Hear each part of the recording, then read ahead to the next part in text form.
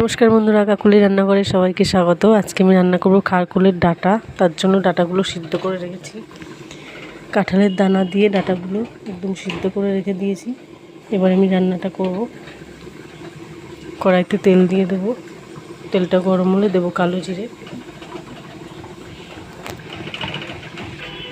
এবার দিয়ে দেব কালো জিরে।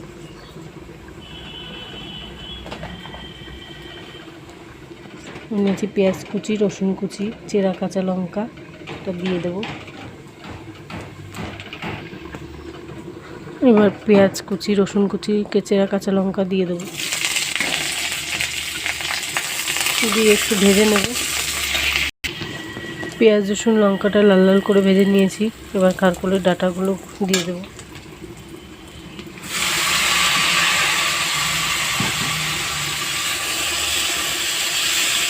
দিয়ে নেড়ে চেড়ে সামান্য একটু জল দিয়ে ঢেকে দেব।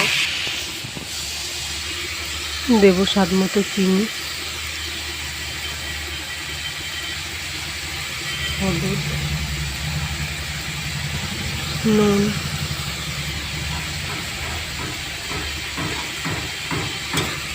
দিয়ে নেড়ে চেড়ে একটু ভাজা ভাজা হতে দেব।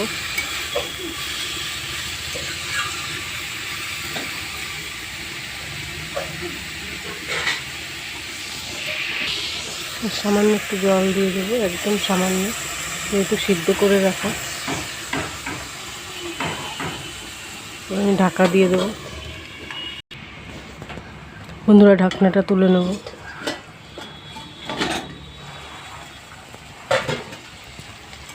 একটু জলটা শুকিয়ে গেছে, ভাজা ভাজা হয়ে গেছে। একটু থেতলে দেবো এগুলো।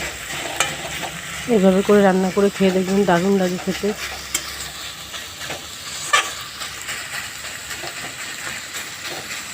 এবার আর বেশি ভাজতে হবে না, প্রায় হয়ে গেছে।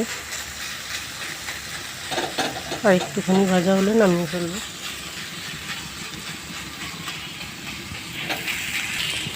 বন্ধুরা, রেসিপিটা একদম তৈরি হয়ে গেছে। এবার নামিয়ে নেব। একদম সহজ পদ্ধতিতে এইভাবে আপনারা করে খেয়ে দেখবেন, দারুণ লাগবে খেতে। এবার আমি নামিয়ে ফেলবো। নমস্কার বন্ধুরা, অবশ্যই জানাবেন কেমন হয়েছে। সাবস্ক্রাইব করে পাশে থাকবেন। আজকের মতো টাটা।